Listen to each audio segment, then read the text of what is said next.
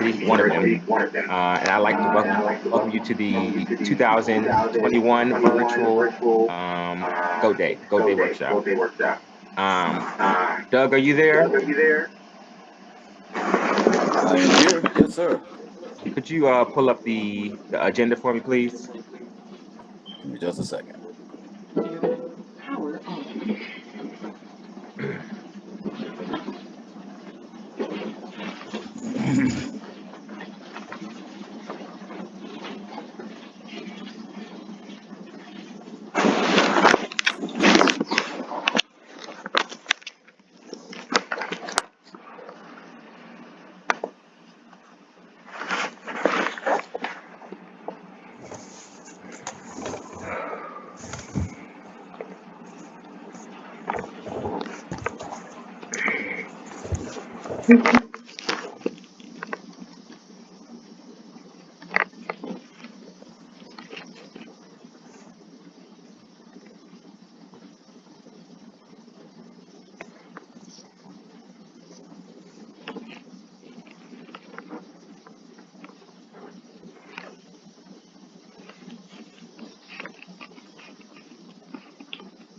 Okay.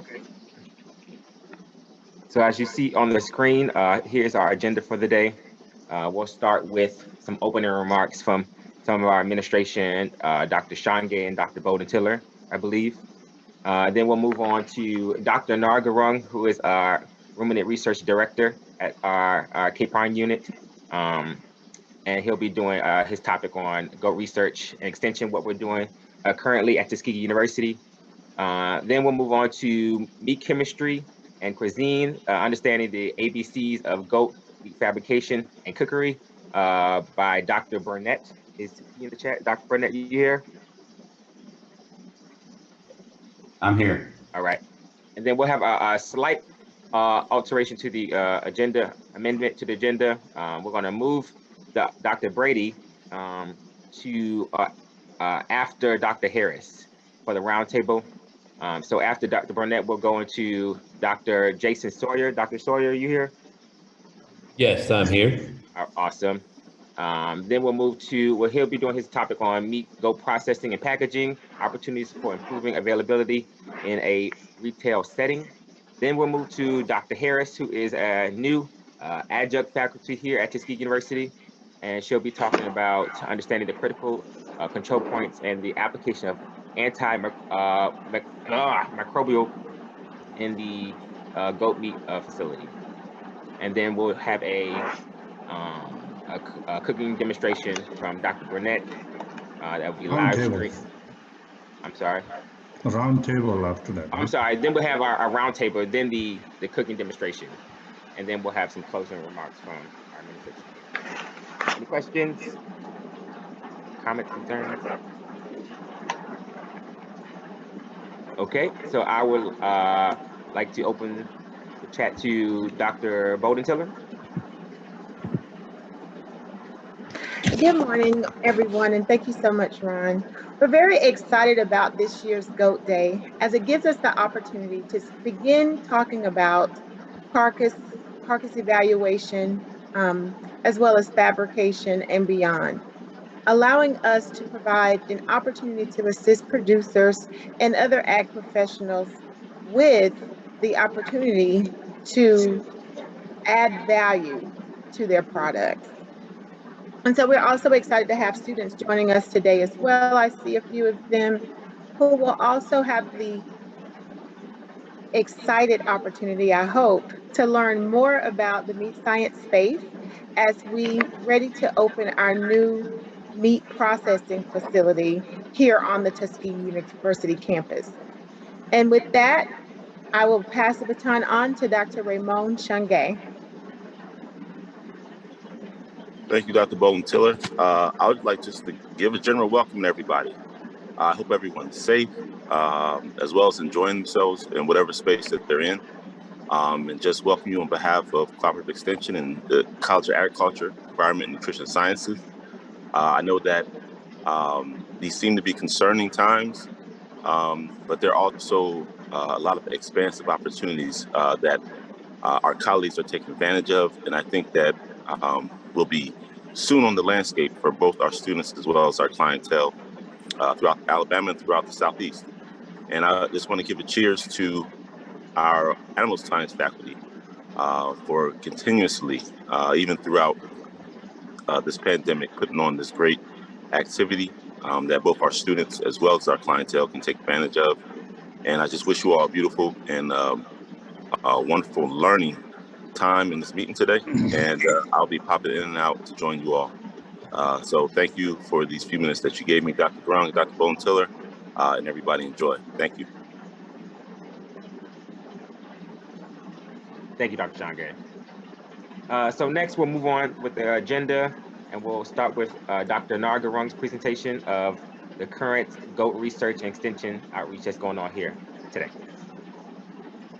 Dr. Garung. Thank you, Ron. Good morning, everyone.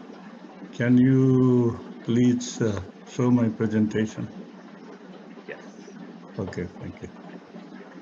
While he's doing that, I would like to welcome you all to 2021 Tuskegee University Goat Day.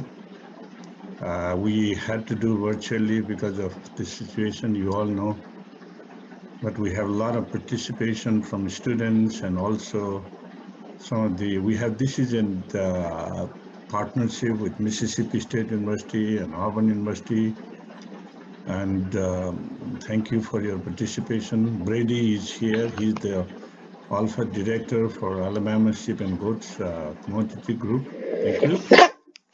And I'd like to thank all our administration, Dr. Hill, Dr. Bansi, Dr. Bowden-Tiller, Dr. Sange, Dr. Ankuma for their continued support. Also, I would like to thank all the farm staff who help us from different ways. They work all the time with our animals. What I will do here is briefly talk about what we have done during this time, this COVID time. And I'm going to take only a few minutes. I'll run through the slides fast because we have some exciting speakers lined up. And this is just to show what we do with research, extension, and outreach update, outreach activities related to goats. Next slide, please. This is our facility. This is the indoor barn and also the office. We have folks work here, and most of the indoor studies are done inside the barn. We have 100 goat facility we can do at one time.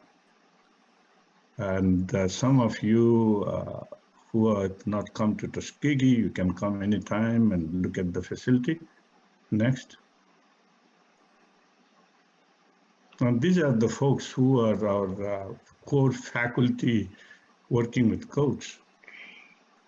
We have listed here Dr. Okede, Dr. Bowden-Tiller, Dr. Karki, Dr. Bartlett, Dr. Solomon, and we are very excited to have two new adjunct faculty members join us, Dr. Dokes and Dr. Harris.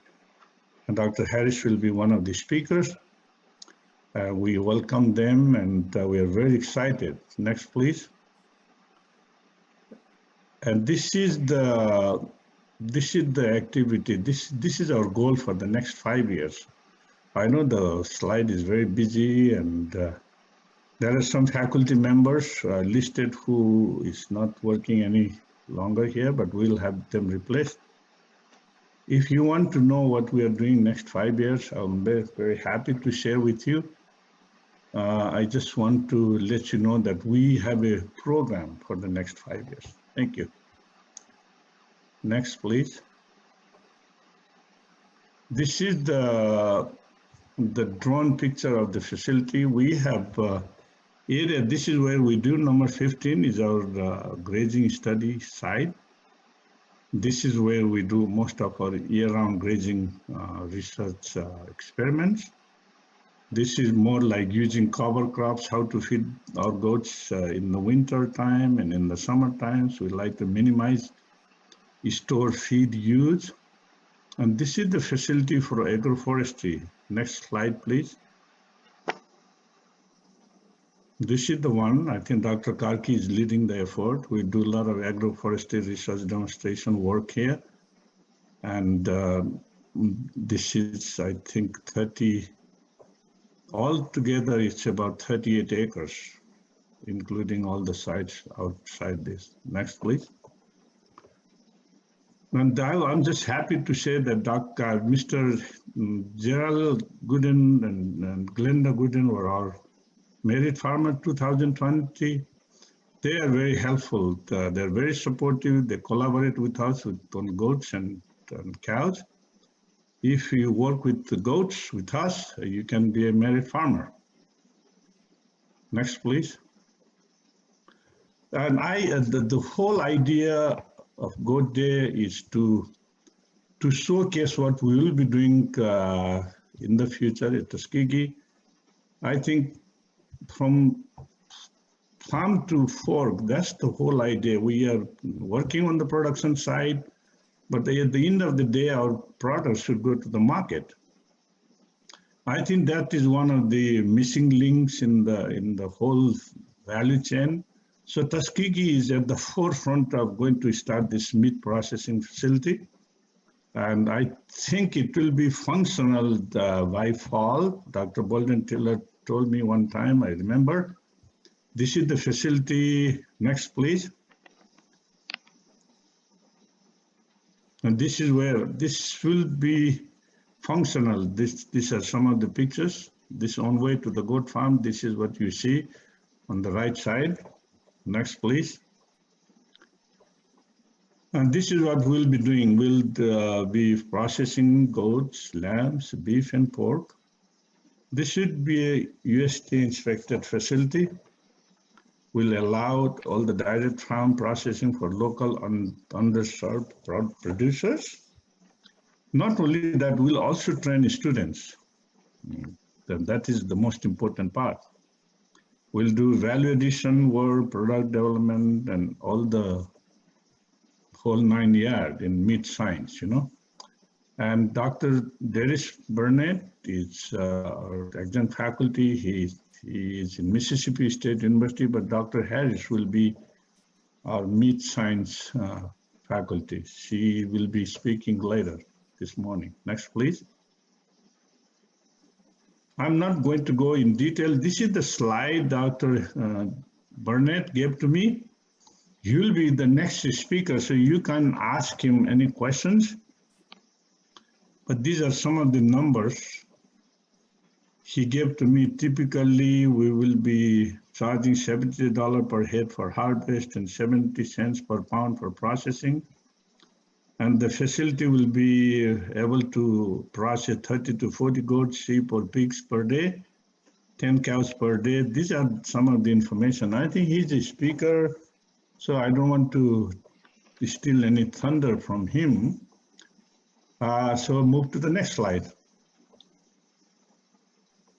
And this is the person I'm talking about. He's an adjunct professor here. And he will be one of the speakers. Next, please. I am very happy to share that we did a study with hemp seed mill. Hemp seed mill is becoming increasingly available because of hemp oil production. The problem with this is it is not approved as a feedstuff.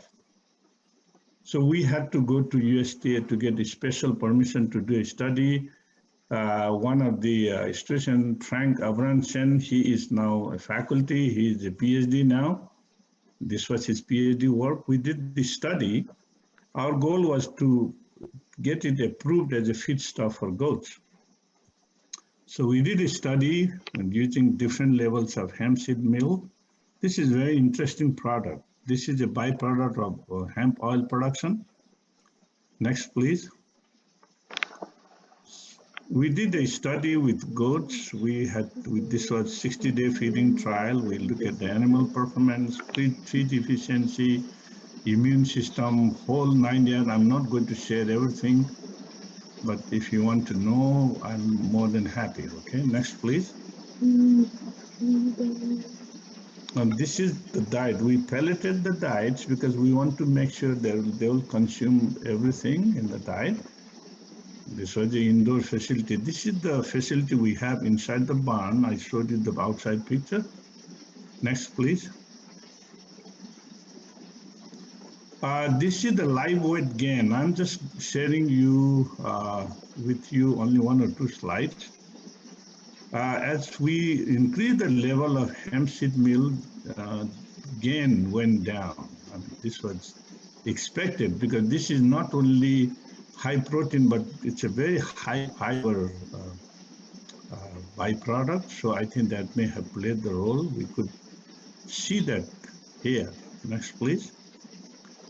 Which was also reflected on the feed gain ratio. As we increased the level of hemp seed meal, the efficiency went down, which was expected. But we need to find a way to use this byproduct if we want to make the industrial hemp industry a success story. Next, please. So what we conclude is we can go up to 20%. When we went as high as 30% of the total diet, there was some decrease in gain and efficiency. But we could, if we manipulate the diet, maybe increase a little bit more available energy, we could increase, we could do it better. That work will continue. Next, please. This is where we got the support from.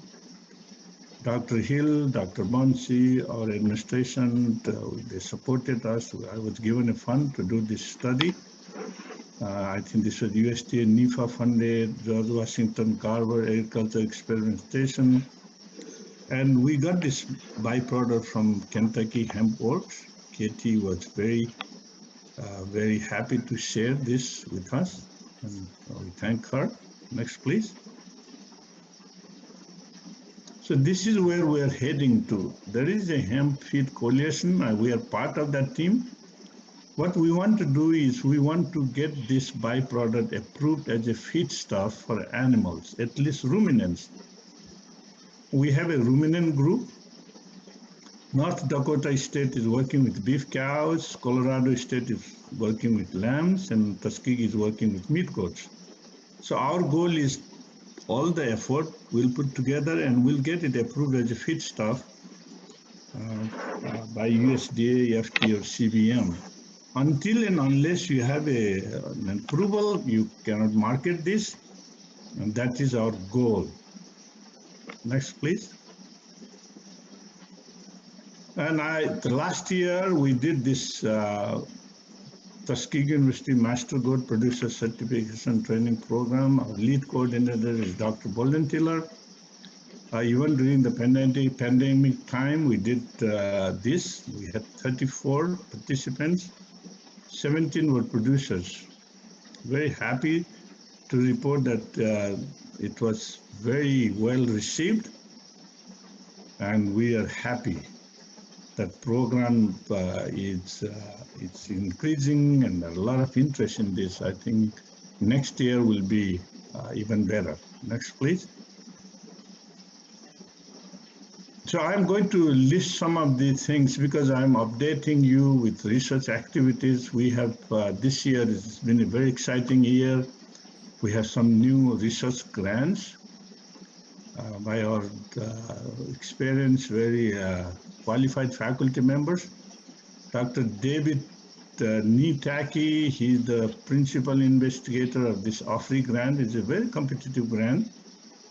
An integrated approach to improve the profitability and viability of small and limited resource farmers in rural counties. And I'm part of the team, and I congratulate Dr. Taki. This is very exciting. Next, please. Dr. Uma Karki is a PI for this 1890 consortium. And the lead institution is Langston University. Dr. Karki leads from Tuskegee. Another exciting grant idea here. So our faculty members are doing very well. Thank you.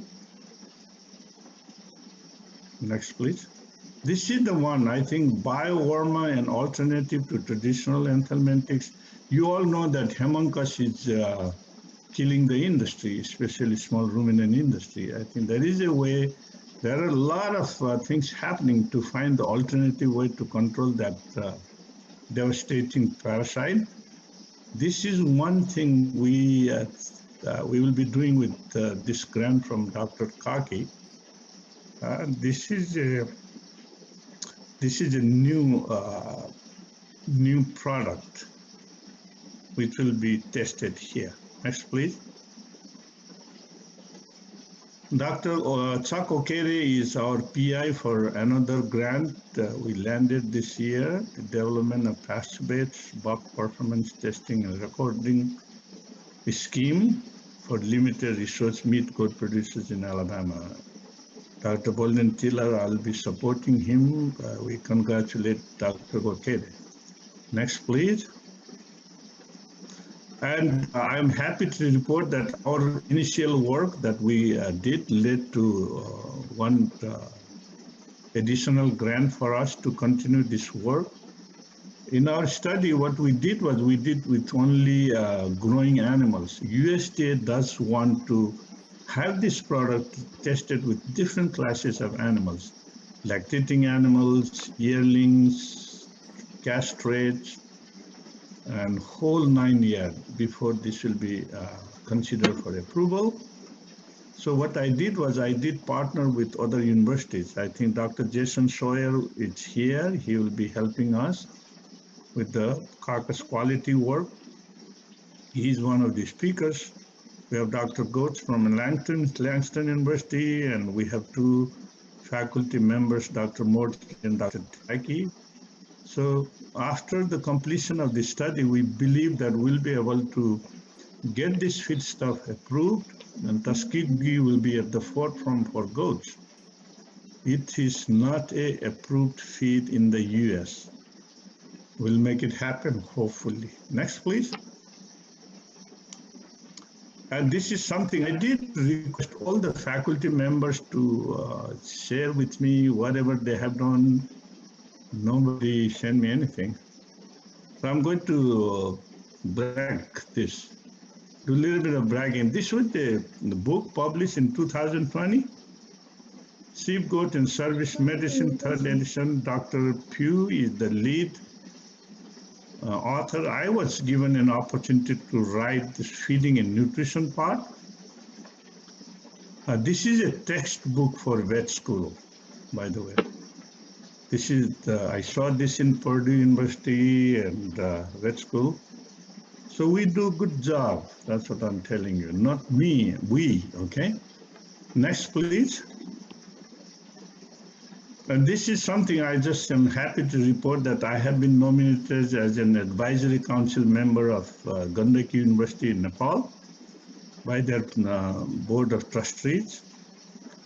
And the reason they did that was I am leading this effort to develop a course curriculum for Bachelor of Livestock Enterprises, entrepreneurship. This is a new degree. I think this is something I have been thinking for a long time. Unless we create entrepreneurs, we want to create job creators, not job seekers. That is the goal, and I'm working on that one. With that, I would like to thank you for your attention, and I once again welcome you all, and thank you everyone for your support. Mr. Doug Eves, Ron Davis, everybody. Thank you. Ron Davis, you are smiling. Thank you, You Dr. always smile after I talk. That's a good sign. Thank you. Yes, thank you for that amazing presentation. Any questions for Dr. Gurung? Please ask him. Next, please. Next. Is there? Yes. Dr. Burnett? Okay, so with that being said, with no questions, we'll move on to Dr. Darius Burnett, who is a muscle biologist at Mississippi State University, and he'll be doing his talk on meat chemistry and cuisine. Dr. Burnett? All right, yeah, just 1 second. Let me get set up here. I was planning to go right at 9:40, so I'm gonna Gotcha. get screen together here. Okay, Dr. Gron, we do have one question. Oh, It sure. said, when will the meat processing facility be open? I think that is in the fall. I That don't know. is a little bit above my. Dr. Bolden Tiller is in the audience. I think she told me by fall, and Dr. Burnett also knows that. Hopefully functional by fall 2021. Yeah, we'll talk a little bit about that. I'll talk a little See? bit about that in just one. Okay, he's the man to talk, okay? Awesome. Anything else? One of the things I would let the students know, if you want to do any master's work, we have a lot of faculty members who have grants this year. So you can individually talk to them, and the areas of interest are listed. And if you email to me, I'll direct to the right person. And I think we are very, very happy with this meat science part. It's yours now. All righty, I'm gonna go ahead and just share my my screen here, and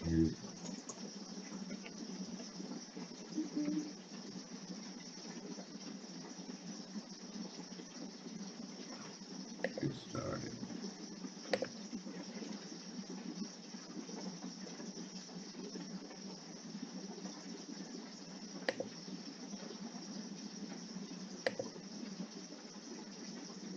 All right, I think that's what I am. All right, I'm assuming everybody can see my screen. Yes. Yeah. All right. Well, thank you all for inviting me to Tuskegee's annual Goat Day conference. I remember as a student at Tuskegee participating in the Goat Day conference as an undergraduate student and as a graduate student. And so, again, I always appreciate the opportunity to come back in my capacity now. So today I'm going to talk a little bit about a concept or an approach to teaching and thinking about meat science, and I really think it is particularly applicable to the goat industry. And so we're going to talk about meat chemistry and cuisine, and this has to do with the ABCs of meat goat cookery, fabrication and cookery today. But we'll think about that in the larger context, given some of the stuff that Dr. Garang has already introduced, and having these approaches to really understanding how we can put the industry on more solid footing and capitalize on some of the momentum that has been occurring. So good things are happening in the goat industry. And so I alluded, I guess, in that previous slide to my educational background. I got my bachelor's and master's degrees at Tuskegee University, and I did my master's degree on the evaluation of goat meat, or Siobhan, on risk factors for coronary heart disease. And so we actually fed goat meat in addition to either pork, beef, chicken, or casein as our control to golden Syrian hamsters. And then we collected blood and tissues to look at risk factors, heart tissues, to look at risk factors for the development of coronary heart disease. And so we actually showed that Siobhan actually had a neutral or a positive effect on those risk factors. And so that showed, and that kind of got me interested in goat meat as an alternative red meat source to traditional red meats. And so I did go on to Auburn University and get my PhD under Dr. Warner Bergen. I did that PhD, and my thesis was on, or dissertation was on metabolic efficiency in skeletal muscle and adipose tissue of beef cattle. And so we looked at residual feed intake and different degrees or parameters that were related to metabolic efficiency, and tried to figure out the tissue level relationships and things that were happening at the tissue level to result in those particular phenotypes. I went to Kansas State University and did my postdoctoral work with Dr. John Gonzalez in the muscle biology and meat chemistry lab there, working alongside them. And my particular contribution or claim to fame, I guess, if you will, was focusing on adipose tissue and bringing that component in. So we had a lot of actually that department had 6 or 7 meat scientists, and but nobody really looked at that point at adipose tissue very much, and so they actually eventually hired somebody specifically for that purpose.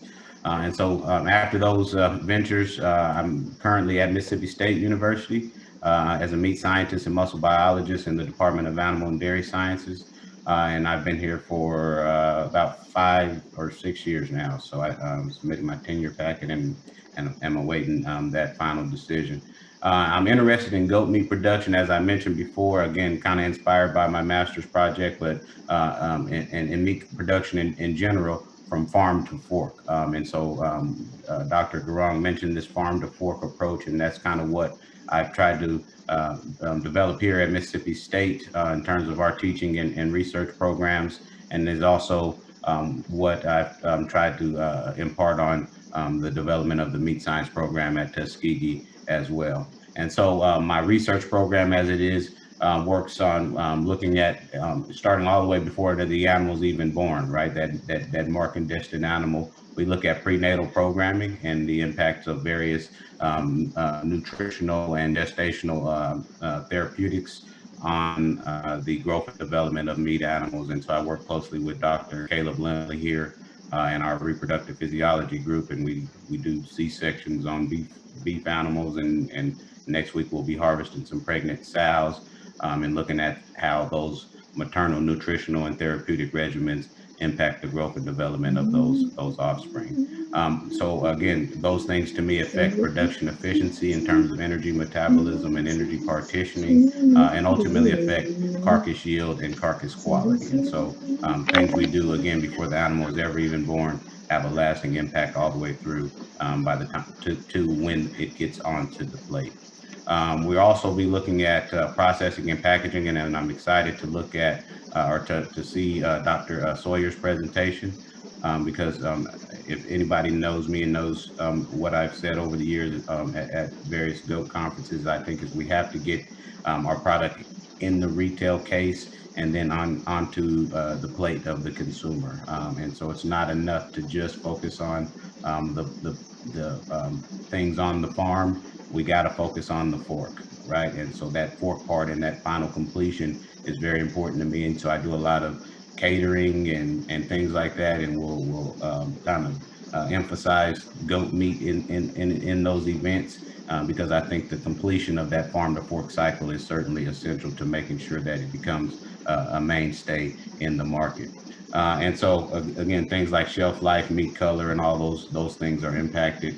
Also consumer eating experience, and so the quality, the organoleptic quality. So what does the consumer feel and experience when they put those things in their mouth? And then obviously consumer health, as I mentioned in my master's project, as an alternative to traditional red meats. And again, I by no means have any misconceptions that goat meat industry is not going to replace the beef or pork industry, but there certainly is headway to be made and a lot of opportunity for our existing and future farmers.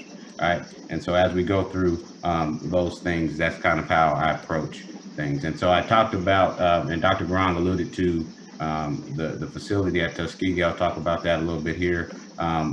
We kind of, I kind of fell into this, but we were, when I first got to Mississippi State, they had already in the plans the building a brand new meat science and muscle biology research and teaching facility.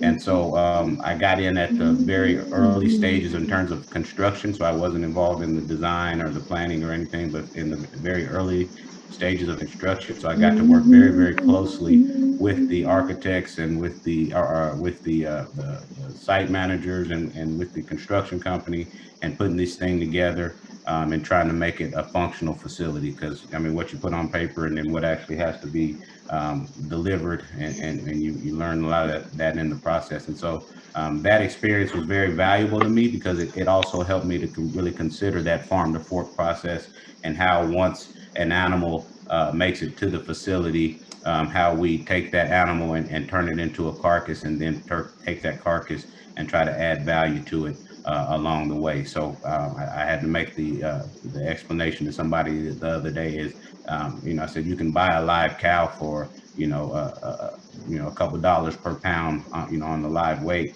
But then once you process that and you break it down, every step of the way, every time it's hit with a knife or a saw and you cut it, you're really adding value to those to what that carcass initially was. And so for the goat meat farmer or the goat producer, that is very, very important with slim margins and markets that really are ill-defined. I think it's very important to really try to be deliberate about how we process and how we end up with these things on the fork. And so, again, this is our facility, and it went from concept to reality, right? Like I said, in the period of that 4 or 5 years, it was supposed to be a 2-year build or 1-year build, and it turned into a 3-year build, I think. And so we're experiencing that same thing with the Tuskegee project. And actually, our first harvest actually happened to be goats in that facility. So I always share that picture because I remember that. And so Dr. Garang showed this picture here. And so we are in the process, again, in my capacity as an adjunct professor at Tuskegee, kind of helping them along the way, again, teaching them what mistakes not to make that we made along the way. And so that's kind of been my objective, is to help to get that facility up and running. And Dr. Garang talked about the various capacities. And so again, it would not be where you're going to be doing 30 or 40 head of goats and sheep every day. It would be that would be the capacity to do that in a day. And then obviously you would have to process those and go through the entire process. And so again, when these facilities pop up on campuses, I like to let people know that these are still teaching and research facilities before they are processing plants. And so while we do work to serve the market destined consumer, our job is really to put the steps in place so that you understand the process, and then we can support allied industries in the space as well, and use those opportunities for students to learn and train along the way. And so when our customers bring those cattle in or those goats in, they know that the students are going to be helping us to process those things, and they're going to be learning, and by and large our customers are supportive of that because they realize that these are going to be the future of the industry. So we're working on that same type of approach with the Tuskegee project, and again, to really emphasize that farm to fork capability. And so as we build that out and we do some custom label or private label processing for our clientele, it really will be an educational experience in addition to the economic experience and the actual bringing those products to retail. And so that farm direct approach, as Dr. Garang talked about in that slide, is basically there has been an emergence of individuals wanting to take product from the farm to the fork directly, essentially. And so what that means is, in the midst of the pandemic, when people started to see, or the heights of the pandemic, or where we are now relative to where we are now, people started to see that the food was falling, there was no food on the shelf. And so there's this psychological thing of food security in people's minds now. So now you'll see people, we saw a spike in people wanting to buy a cow and process a cow, or buy some goats and process some goats and just put it in the freezer. And so we call it freezer meat, basically. They want to have their stores kind of filled up, right? And so that'll be a lasting thing, not necessarily out of paranoia, or it'll just be a thing, and that's a good thing for the goat industry, because now that people are looking for alternatives and are worried about food security and whether or not, we had an ice storm a month or two ago, and once again it kind of brought that right back to the forefront because it choked out the supply chain. Not that there wasn't any meat, the meat just couldn't get to the stores. And so people went and panicked and bought everything they could buy, and then the shelves were empty again. And so now, again, that reinforces that mentality of we need to fill up these deep freezers. In the heights of the pandemic, you couldn't even get a deep freezer because that's what everybody was doing, was buying deep freezers and putting meat in it, or putting other products in it, but a lot of it was meat, I assume. And so again, as people have this mentality now, start a greater appreciation for the farm to fork process, right? It's a good opportunity for those niche goat farmers to say, hey, I can take 30 or 40 goats, send them to a place and get them processed, get those things and sell them directly to consumers, or sell them directly to, go to a farmer market, or sell them directly to a restaurant. And so again, that's why I'm looking forward to Dr. Sawyer's presentation to see how we can, take that the next approach and getting it into the retail space where people can put it, in the grocery store, find it in the grocery store. It's not enough to have it in there intermittently, because people, once they get used to it, you got to have it in there consistently. So that's what we got to kind of think about in these meat science, these meat processing facilities, these small meat processing facilities. And essentially that's what the Mississippi State lab is, the Tuskegee lab is, the Auburn meat lab. We're considered smaller, very small processors, but really we're training facilities to show people how it can be done. And so when we talk about this farm to fork thing, let's just kind of go through the process a little bit. So we'll talk about arrival from the farm, right, and humane harvest under USDA inspection here at our facility. And so these are some goats that were destined for our facility from a producer. Gave me permission to use this picture. And so then the goat would come into our facility.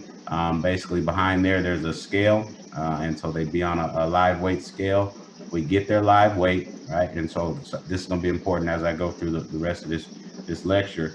We get this live weight and take that into account. And so we'd say, okay, this goat came in at 75 pounds or 100 pounds, whatever that may be. Generally speaking, that's about the range. We get anywhere between 75 and 100. Sometimes we get some big old babies sometimes. But they come in, right? We weigh them out, and then they come into this, what's known as a knock box, right? And so the inspector would inspect them. He does his inspection when they come in off the trailer, make sure that there's no things that'll poke the animal or hurt the animal, that the animals don't have coughs and nasal discharge and mucus discharge and things like that, excessive diarrhea. They'll do basically what's known as an ante-mortem inspection. So before the animal is euthanized.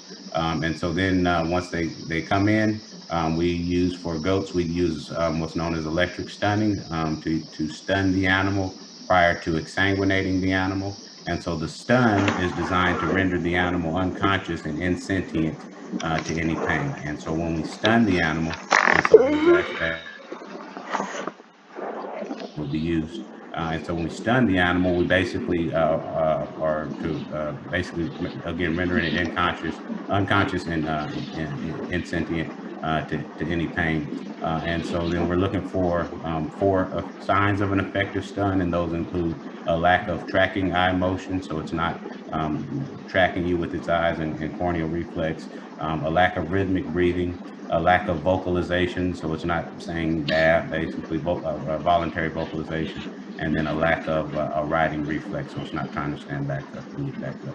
And so once we know that it's effectively stunned, then we exsanguinate the animal, and the exsanguination is actually what causes death, because you don't get blood to the vital organs and to the brain, and if you don't get blood, you don't get oxygen, and so that's the actual cause of death, right? And so that is a documented and humane way to harvest these animals. And again, when we process, we have the USDA inspector, and usually there's also a USDA veterinarian in the facility.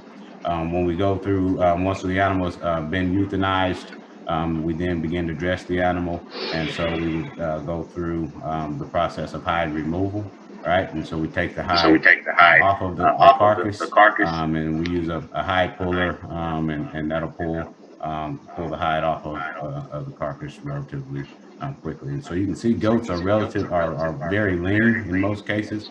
Sometimes we get some show goats that come into the facility, and they'll be really, really fat. But again, this is a testament or a tribute to the ability of these goats to serve that niche market as a healthy alternative to traditional meat sources. And so again, don't discount the hide. And as I tell producers all the time, I say, actually you can take that hide and tan it out, and then you end up and are able to make an additional profit off of that. Then we go through the process of evisceration, and that's the removal of the GI tract and internal organs. And I apologize if this is grotesque for anyone, but this is the process of taking that animal from an animal to a carcass and going from the farm to the store. Right. And so then the carcass wash down, right? And so we would spray that once we've basically removed the viscera and trimmed up the carcass. We wash that carcass down with 180-degree water, right? And that's to remove any surface contaminants and bacteria from the carcass. With beef cattle, we would then do an acetic acid wash. With goats, we don't do that in acetic acid, but we put them into the cooler. Or the inspector will basically come determine whether this carcass meets USDA approval, right, and essentially give it a stamp. He puts a stamp of approval on it physically, and then we'll say it goes into the cooler. And then from there, it's getting ready to chill and be processed. And so finally, we kind of have the hot carcass. And so this is what is kind of known as the hanging weight. And so and that's kind of a jargon. A lot of producers will say, what am I getting charged on? I say, well, you'll get charged on the carcass weight. And they say, is that the hanging weight? And I say, yes, sir, that's the hanging weight. And so essentially, that is what when we're charging on that weight. We're not charging on the live weight of an animal. So a lot of times people they'll feed up their animals the day before and bring them in. And say, man, I brought it to you, man, you gained 5 pounds overnight. And then when you harvest them, all that 5 pounds is still in the rumen, and that's going to the rendering plant, right? And so that's not getting transferred to the carcass. And so again, those are some of the things that we educate our producers on in terms of how to finish an animal and then how to prepare an animal for transport to the facility. And so at this point, some of the losses that we have done include the blood, the feet, the hide, the viscera, and any additional trim or anything that the inspector deems needs to come off.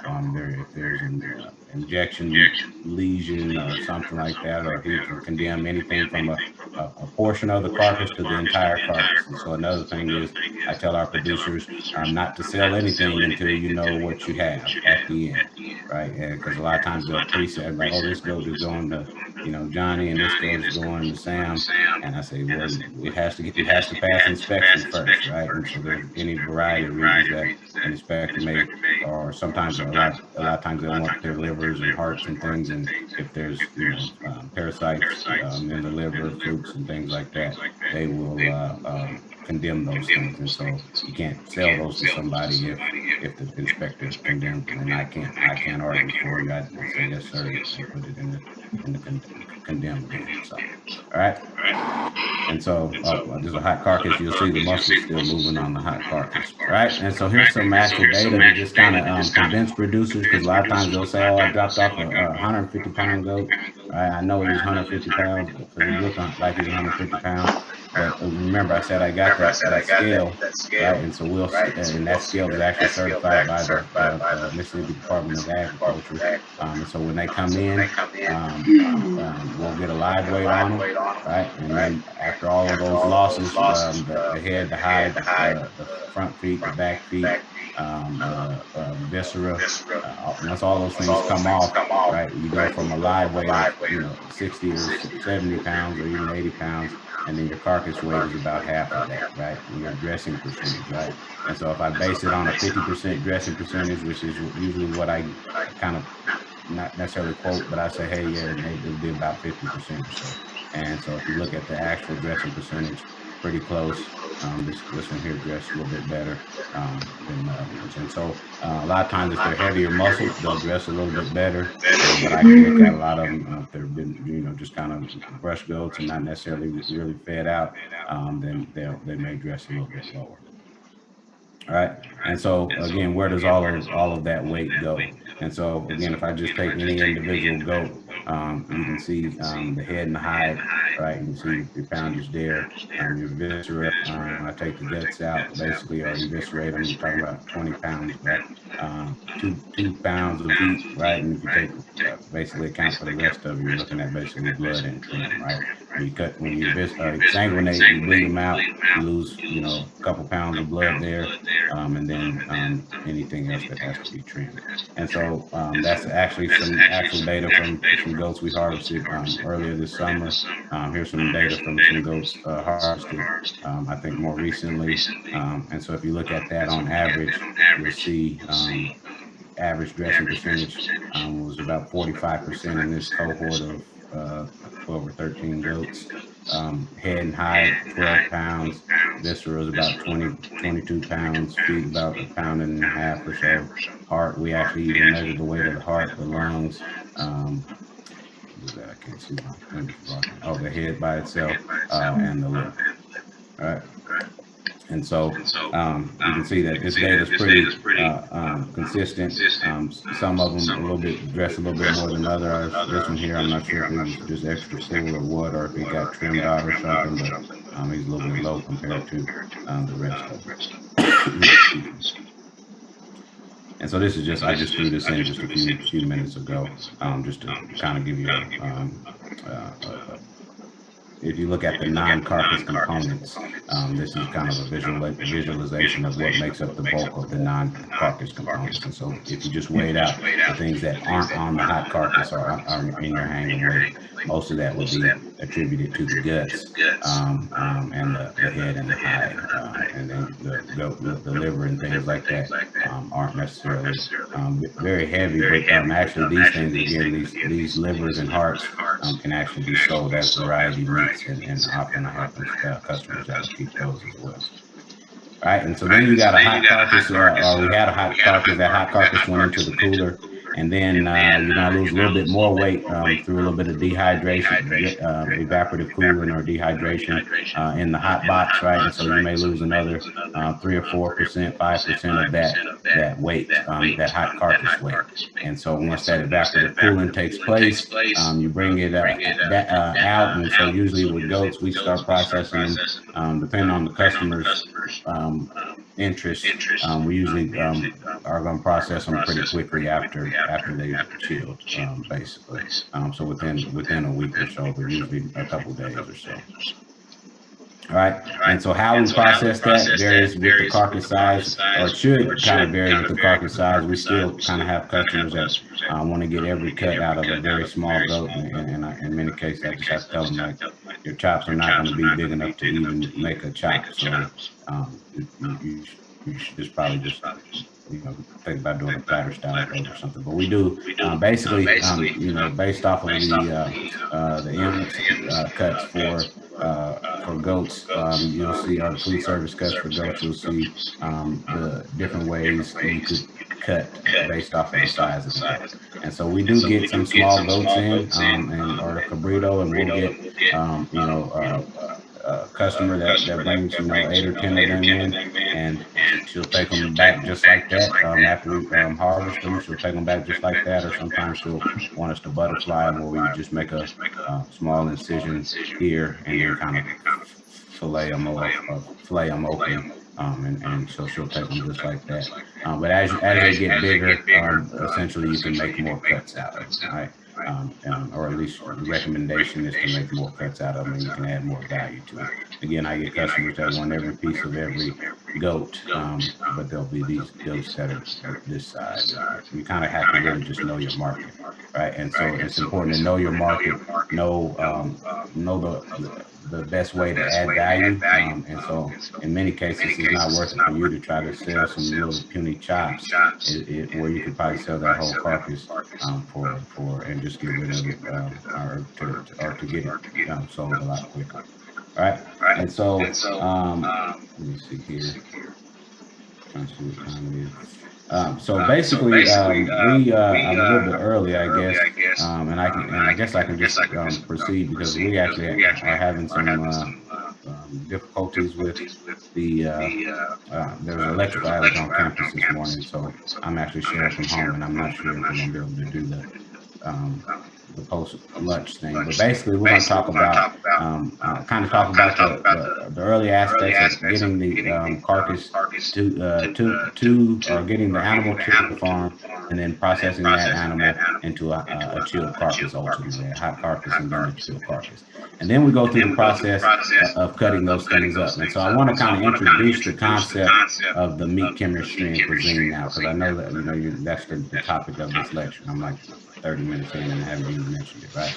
And so the meat chemistry and cuisine actually started and so if I look at this flyer, this is actually a flyer from 2015, right? And we were actually in our old meat science building. So I was actually just getting to Mississippi State, maybe, I had to just start in 2015, yeah. So I was just getting to Mississippi State, and I got with one of the other other professors there, Dr. Ben, and we both just knew we both liked the barbecue, and we really, liked the grill and just be around the grill all the time, cooking and doing stuff. And so what we really decided on is we developed this club called Meat Chemistry and Cuisine, or this concept. We started off as a concept, and then we developed a class, and then developed the club. And so we developed the concept, and we thought, like, when we're cooking some of the things as we're going along the way, measure some chemical things, do some analytical work as we were cooking things with different degrees of doneness, and those type of things were cool to us, and experiments that were cool to us. And so we said, well, yeah, this would be a good thing to, a good way to teach students. And so we actually presented this. They have a program called the First Year Experience Program here at Mississippi State. And so we actually presented this as a proposal for a first year experience class. And so we got approved, and they gave us $1,000 and said, basically, that first year experience is like a seminar course for incoming students. And so whatever you want to do with these $1,000. So what we did is we bought a grill, a smoker, and we said, all right, we're going to use the rest of the money to buy meat all semester, and they're gonna come to class, and we're going to teach them about the cut of meat, and then we're going to cook the cut of meat for them. And so, as you might imagine, we never had to take attendance for this class. I think I had more people come to the class than were actually registered for the class. But all semester, we just had fun talking about meat and eating meat, basically.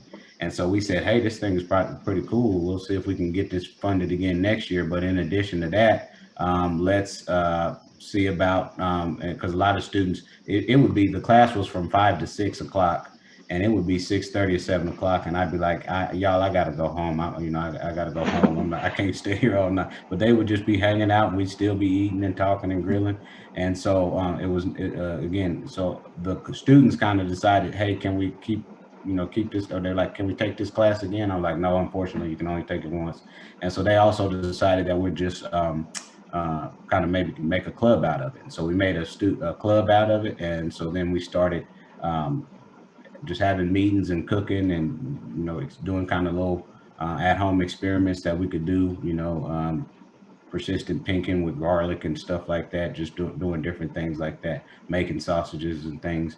And then the students decided that they wanted to raise money. We would start catering, right? And so we would cater to events and weddings, and just kind of do that. And as we did the caterings, we would give what we call a meat chemistry ABC presentation.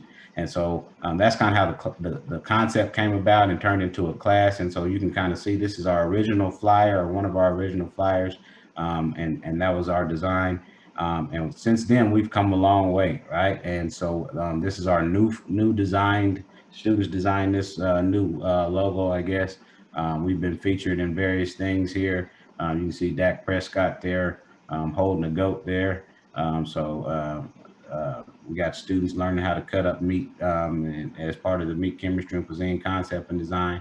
And then we've also won a couple barbecue competitions as the Meat Chemistry and Cuisine Club. And so altogether, it's come a long way, but it's really based on 3 principles, and those are the ABCs. And so when I talk about the principles of meat chemistry and cuisine, it's all about the ABCs, right? It's called meat, chemistry, and cuisine, and the ABCs are involved in the anatomy, the biology, and the chemistry of meat animal cookery, right? And so like any species, the ABCs of meat, chemistry, and cuisine essentially dictate the optimal strategy for goat meat cookery. And so really this whole meat, chemistry, and cuisine approach, basically what we've decided that is that if you can understand the anatomy, if you can understand the biology and the chemistry of any particular cut of meat, then you can make it into a meat masterpiece or a culinary dish, right? And so in terms of understanding the anatomy, you have to understand the structure and the location of the cut of meat. In terms of understanding the biology, you want to understand the physiology and the function. So what does it actually do in the live animal? And then the chemistry is essentially the chemical composition and what about that chemical composition is amenable to postmortem processing and cookery, right? And so it sounds kind of complex, but I'll go through some of these things and hopefully they'll get a little bit simpler. All right, so A is for anatomy, right? The structure and location of an individual muscle, right? That ultimately becomes a meat cut, right? And so to understand that, we got to kind of understand the ultrastructure of skeletal muscle. And so I just took a muscle out of any given animal, right? Or any given human being. An individual muscle is surrounded by a layer of connective tissue, and it's called an epimysium. And so if we took a cross section of that muscle and looked at it, basically these muscle fibers are linked or oriented in a direction that basically makes them look like straws if you were to cut this in half. And so basically you'll see that these individual muscle fibers are what make up this whole muscle. And so if you take those muscle fibers and pull those out, you'll see this is what the muscle fiber is made up of, which are little bitty myofibrils. And so when people talk about protein, and I'm eating a lot of protein, this, that, and other, what they're really eating is the proteins that make up these these myofibrils, which ultimately make up the muscle fibers, which ultimately make up the muscles.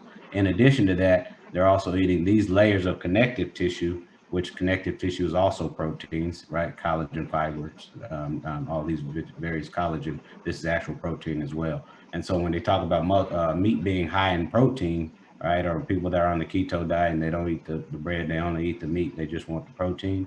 Really what they're eating are the proteins that make up these things in the muscle, right? And so again, not to get too complicated or to get too complex, but really again, there are both structural and functional proteins in skeletal muscle that make up the functional that make it do the things that are supposed to do in the live animal, right? And so we know for sure that in the live animal, that muscle has to help you get back and forth to the feed trough or back and forth to the water bunk or to run away from the coyote or whatever that is. And so in order to do that, it has to have all of these structural proteins. And so the proteins are not just arbitrary, not there for no reason. They're not there for us to eat, but ultimately that becomes what we ultimately eat, right? And so if we look at those muscle fibers that I talked about and do a cross section of those, we'll see that those fibers, and actually this is bovine. Sorry, I don't have the K prime. These are bovine fibers. But anyway, it kind of looks the same. But basically you can look at them and you'll see that there's different muscle fiber types, right? And so those different fibers within the muscle do different things. And so that's how a muscle is able to function the way it does, right? And so we talk about the physiology and function of muscle, right? Muscle functions in movement, in stature, and metabolic homeostasis in the live animal. And so we can classify it based off of its oxidative or glycolytic metabolism or based off of those fiber types that I talked about. But really the best way in terms of meat chemistry and cuisine, understanding the concept of what muscles do is to understand, are they locomotive muscles or are they stabilizing muscles, right? And so hopefully, maybe, I don't think this is gonna work. I was actually just gonna show a quick video of a goat walking. But I don't want to mess up the Zoom. So if instead of doing that, what I would do is just have you imagine a goat walking, right? Hopefully you've seen a goat walking. If not, think about a dog walking or a cat walking or whatever, right? And think about which muscles you see that are moving and which ones you see that aren't doing very much. And so if you think about a goat walking, the most of the muscles that are moving are going to be the ones in the front and back legs, basically. So the front legs and back legs and the shoulder, right, and the rump. So they're going to be the gluteal muscles. Those are going to be the ones that are doing most of the moving. The ones that are not moving very much are going to be the middle muscles, right, the loin muscles essentially. And so, and we think about that on a beef animal, it gets a little bit more complex, and all those. The bigger the muscles are, and more, they just get a little bit more complex to deal with, and the more they have to do or the less they have to do.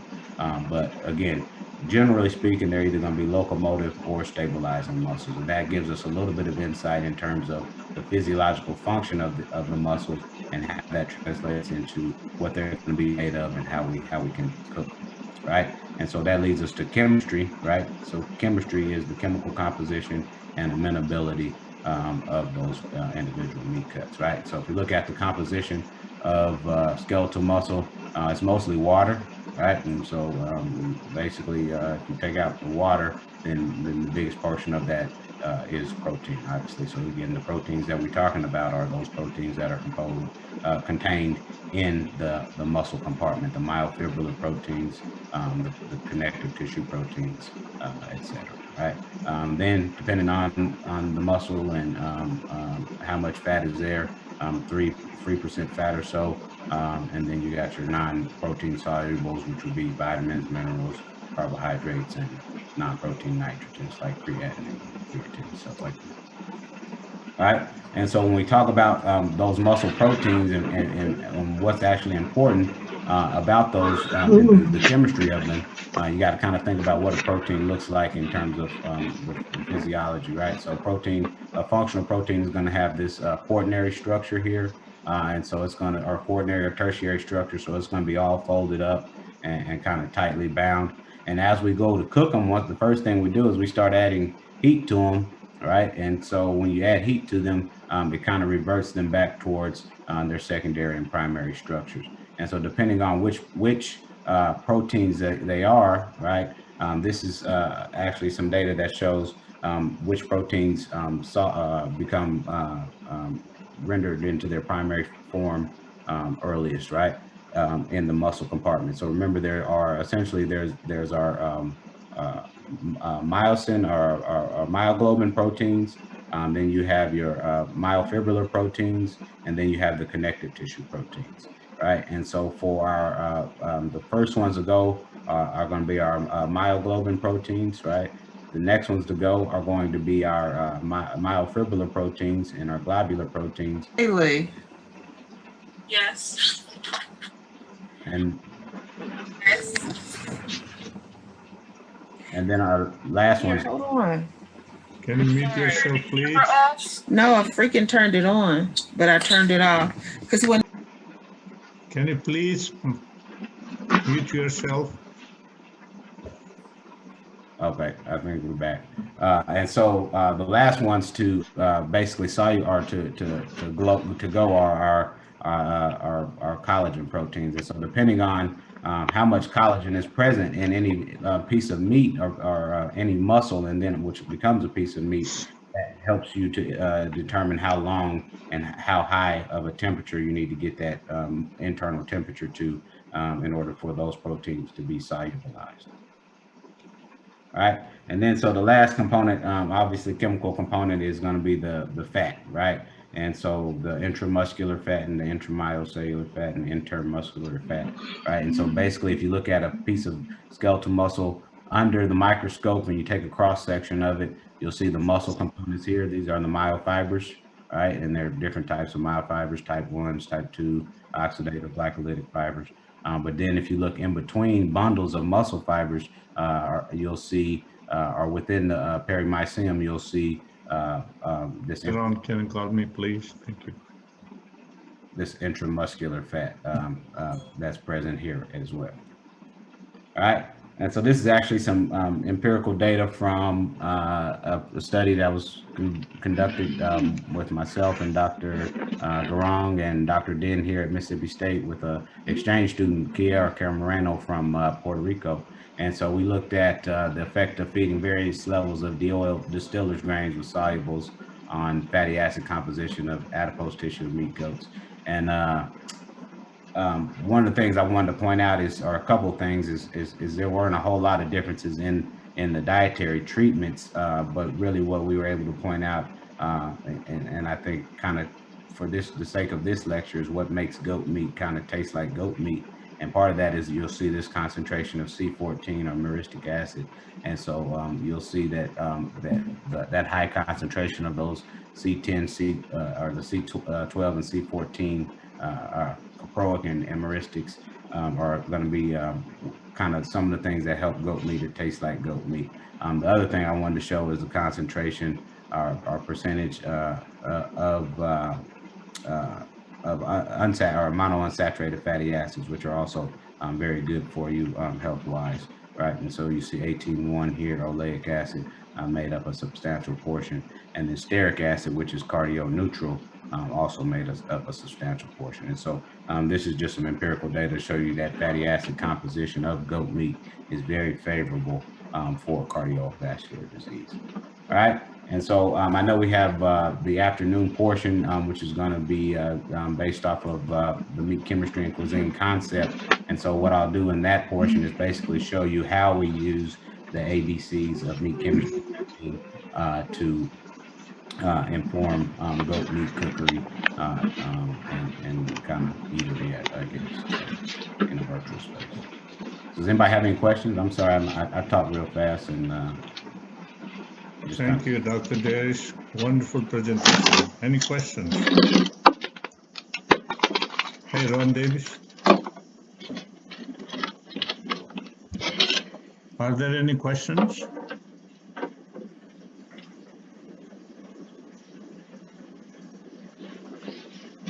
Any questions for Dr. Burnett?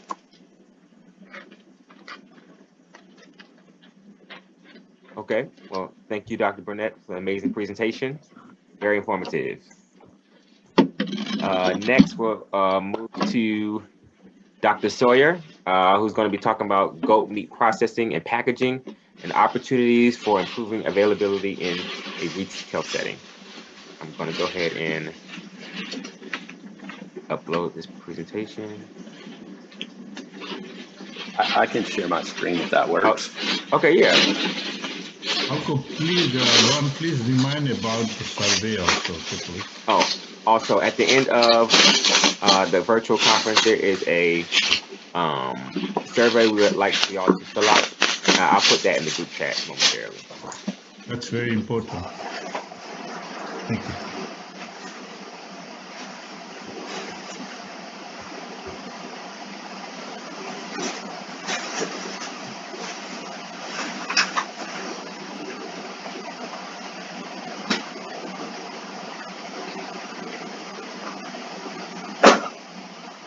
All right. Good morning, everybody. See this?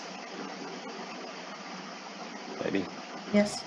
All right. I see Dr. Nar shaking his head and thumbs up by him. So thank you for inviting me to speak today to you in your conference. And Dr. Burnett, it's great presentation. Man, I'm excited about those opportunities at Mississippi State, and that is an awesome facility. And I love your connection to the of the producer with the classroom and the processing opportunities that you guys have there. It's a huge opportunity that I think really prepares and ties well in with Dr. Nar's work in we need more entrepreneurs in the agriculture industry because it keeps things moving forward and taking this technology and information home and back to production agriculture that we capture in the academic settings. It's a tremendous benefit. So, man, that was a great presentation, and kudos to you and the group at Mississippi State for those opportunities. It's always good to follow a fellow K-Stater in the program. Dr. Burnett, while love might not be originally for Manhattan, Kansas, I myself am a former Wildcat as well, and from Kansas, and enjoyed my time there. And so it's always good to have those colleagues in that arena, and it's a small world when you guys see that. And I think there are a lot of students in the conference today, and I would encourage you to remember that a lot of your interactions, just like today, are based upon networking. And those folks at Kansas State that Dr. Burnett interacted with are some great colleagues that I've interacted with as well. And you become instantly connected in some manner through association like that. So with that, it's great to be here today. The topic that Dr. Nahr threw out as an opportunity it was focus on packaging in meat products, and how we can see the improvement of goat products in the retail setting. And so it is a pleasure to be here. I'm new to Auburn University. I've been here about a year and a half, but engaged with Dr. Nahr and Dr. Abrahamson on the hemp seed projects.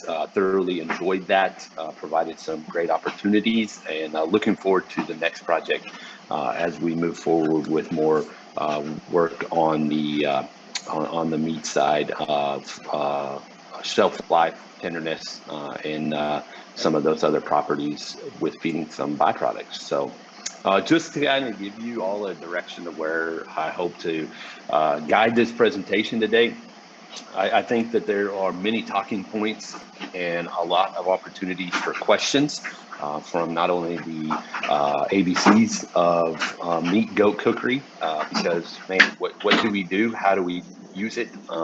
But also where can we take this product from an industry perspective? We don't see a lot of it currently.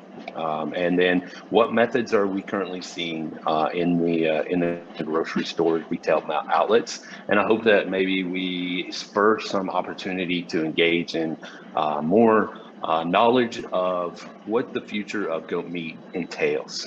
As we all know, and sitting here today, right now, the goat industry is a small contributor to the meat industry, but those goats as animals are a great production agriculture mechanism, not only in the United States, but globally. So I hope that maybe through my presentation today, you'll see and ask internally, maybe not in the chat boards, or maybe not in the question and answer period roundtable discussion, but maybe something to think about through the rest of the weekend, and as you get back to your classrooms and onto your lives and next week. Hey, what is the future of goat meat? And so I hope that we can provide some of that kind of question. We've all experienced what life was disrupted last year. Almost this time exactly, where our lives kind of came to a standstill, and the unknown was presented to us. And I think that classrooms paused, workplaces were dealing with new information every day, and we just didn't know what was going to happen. One thing that I oftentimes tell a lot of classes is that the agriculture industry, the food production industry, it didn't stop. And it continued to put meat proteins into the retail sector. And this table really does a good job of showing this time last year where we kind of were as an industry. We're averaging shopping at the grocery store once a week, once every other week. And then all of a sudden, the middle of March comes around and people don't know what the next stage of life is going to look like, and retail purchases shot through the roof. And as Dr. Burnett mention briefly that processing and purchasing of home freezers, those, if we track those as well, you could see that those purchases increased as well because consumers were preparing.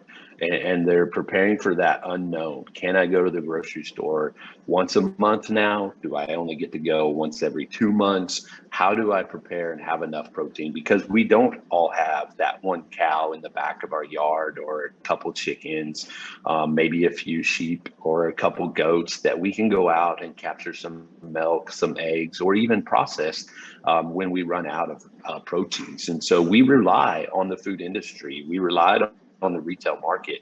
We rely on agriculture to put those products in the marketplace for us. And so we saw a huge increase of protein purchases. And we saw consumers really diving into variety options. You know, fresh beef, fresh pork, fresh chicken was limited. And so people purchased deli meats. They purchased frozen items. They began to experiment with more fish-based items. Some were even grabbing up lamb that might have existed. The one protein we can all probably agree on that didn't get much traction in this huge purchase is plant-based proteins and the alternative protein market. We all witnessed firsthand on social media the store shelf being completely bare on a given day, and all the plant-based proteins in the blended products still being full in the case. All right, we were not scared enough yet to try those products, but it does exist, and it does have where does goat meat fit in the retail sector? Because and what have we learned over this year that can maybe improve our purchasing power? Right. Just some kind of generalizations about the sheep and goat meat industry. For the United States, it's not a huge protein. It is goat meat is a global protein. And I really believe that from a availability and offering, it is what's driving our lack of viewpoint in the marketplace, because it is very minimal. It is along with sheep products, it is a product that is oftentimes purchased only for certain events, mostly around holidays. But in other parts of the globe, it is a staple protein product because of the production practices that are in place for that. And so why and what can we do to shape the consumer's mind in the United States to bring to fruition the opportunity for meat proteins such as goat in the military, in the retail sector? A lot of times, what is lacking is consumer awareness, and it is lacking because we are unfamiliar with how to cook it. Our major outlets that we shop at on a weekly or biweekly or monthly basis don't offer it on a wide variety of sources or availability of cuts, and so it becomes just purely, where can I buy goat meat? And so when I was preparing this presentation, I really dove into, like, most people look to the internet or to find where can I, if I'm learning to do something new, they dive into the research arena. And so what I think is difficult for our industry in the goat side and the sheep side is just purely popularity. If you were to do a simple Google search on Google in the internet and look for where to buy goat meat or recipes, you will find that the statistics are not very high from a Google search engine perspective. And really what pops up is interest by subregion, Texas. All right, and we can all agree that goat production is predominantly a bigger influence in the agriculture industry in the state of Texas, but in some instances, goat popularity is gaining across the United States because they're a smaller input practice. And so the unfortunate side is we're not getting enough information out to consumers to make them aware of the popularity of goat, the flavor profile of goat, the resources that they could secure goat with, and where they could find these goat resources. Most of the places online when searching were really based on selling online cuts of goat meat shipped direct to your home from the source of origin, such as a producer creates an online store, takes some process animals to processing similar to Mississippi State location or another custom processor, boxes those cuts up and then ships them directly to your home of interest. It is not a product that you can walk around to any store and readily find available, let alone readily find available in any region. The other problem becomes at times is, what am I going to cook with it? And when you just did a simple goat recipe option, the top recipes that showed up were a stew, a curry. And so we need more information out there for consumers to be energetic in trying these new proteins. We need more marketing focused on the industry to help in delivering the available product to consumers and make it a opportunity that they can find. There is more interest. We all watch YouTube channels, we watch cooking channels. HGTV is popular in our household, and the Food Network. And there are some chefs that are utilizing goat, but it still takes a backseat to things like pork and bacon, pork